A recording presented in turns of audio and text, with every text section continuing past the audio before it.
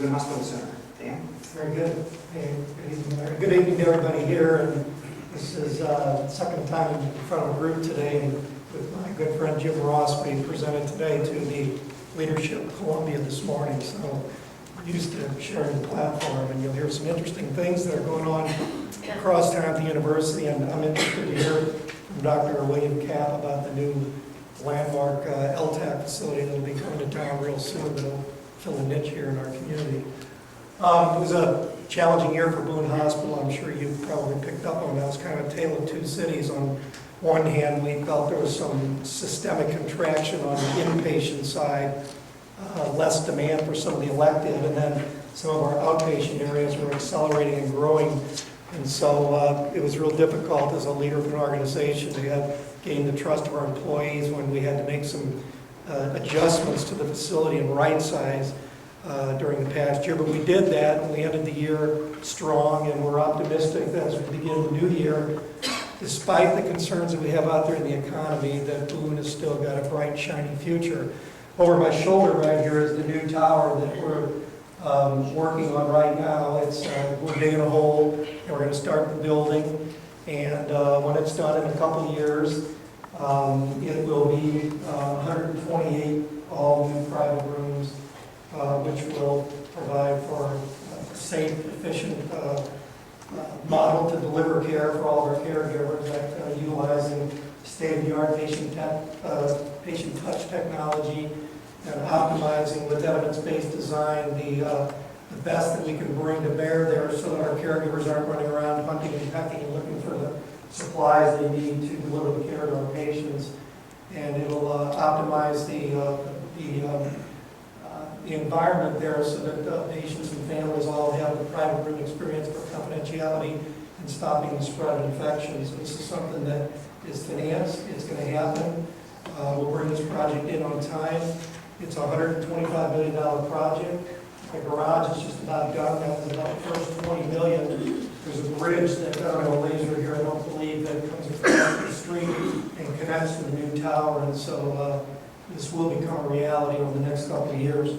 A couple of fast facts here about Boone. We're the area's fourth largest employer. It's a 394-bed full-service acute hospital, different mission than the university. No teaching, research, and education, just a community hospital. We serve a pretty good swath of Mid-Missouri, 25 county surrounding Boone. Most people don't realize only half of our business, if I can use that term with you, comes from Boone County. The other 50% from the surrounding 25 counties. Regional outreach clinics, about 1,900 employees, 250 physicians, about $95 million in annual payroll, and $46,000 average annual salary. We're still hiring.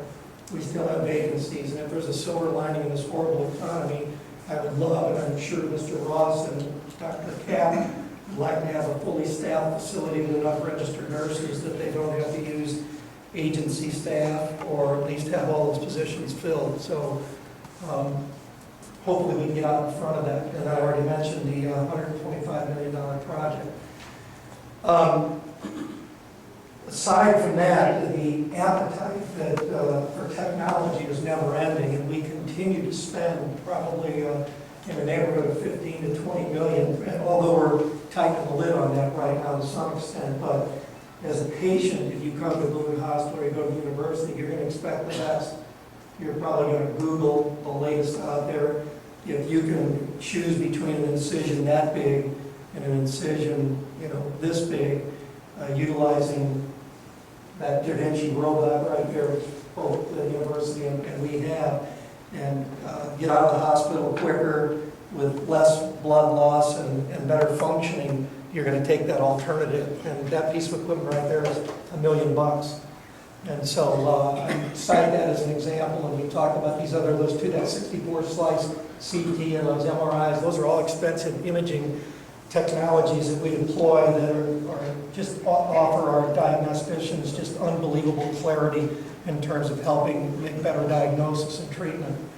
And so I just listed a few of those because we will continue to make these investments. We'll be more judicious about those in the future with the precious capital that we do have, to make sure that those investments have the right returns What we do is every time we deploy this capital now, we go through a rather rigorous process to make sure that there's a decent net present value on those assets that we deploy.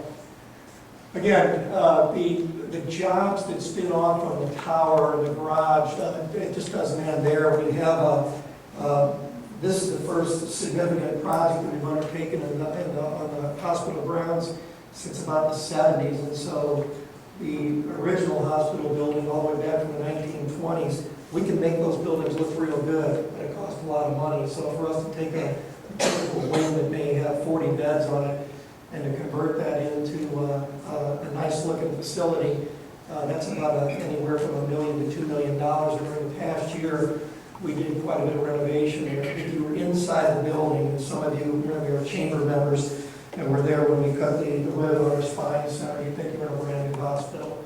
So there's just going to continue to be a redeployment, a reinvestment in the facility, and again, that is a big economic engine for this community. Lots of jobs related to that. Keep those facilities up to standards. The other thing that Boone never has talked about, I just want to take a moment here tonight to talk about it, not to show you how much it's growing because of the challenge of the economy, but we are a community benefit, not-for-profit organization, Boone Hospital. We'll be here forever. And it's my job as a steward of that hospital to make sure that we'll be there. That's why I had to make some of those courageous and tough decisions this last year. As difficult as that was, I wasn't waiting to hide under any cover for someone else to make a move. We had to get out in front, and we have 40, 50, 60 fewer patients in the hospital on any given day. It required me to take action to right-size the facility, to adjust the labor, because you've got 3 fewer meals for each of those patients, less rooms that need to be cleaned, and so forth. So in addition to that, we're responsible to this community. We do provide approximately $8 million or $7 million of charity care. And then the mathematics, and Jim and I talked about this morning, it isn't the purpose of tonight, is just to say, as the baby boomers age in Missouri, and we have the statistics on that, our dependence on Medicare and Medicaid funding, the revenue is insufficient for us to cover the cost of services, and it just puts a greater challenge on those of us that run hospitals. And then, in addition to that, there's underfunding for those who have insurance, and then there are those that don't have the insurance. And I just want to kind of raise the awareness here of what was once 50 million will probably be 60 million uninsured Americans, if not greater, of the burden that puts. Aside from that, then, and I'll end up here, finish up just by reminding all of you how proud I am to be a good citizen in this community. So it's not just the technology and the jobs and the employment and the charity care that we provide. It's all the relationships we have, the outreach, the health literacy, the education, and our mission statement that we wear proudly on our badges at Boone Hospital says we're trying to improve health. That's what we're trying to do. That's what we're all about, trying to improve health. And we do that not always in the 4 walls of the campus on Broadway, but we do it out in the community and try to influence people to change behaviors and so forth. So this is just a listing of some of the things that we're involved in. And there again is the picture of the tower that we'll end up with. We're excited about this, and I think our employees are looking forward to cutting the ribbon on this, and hopefully many of you will be in attendance when we do that. That ends it, and I think, Larry, you want me to... Right over here. Thank you. Thanks. Thank you.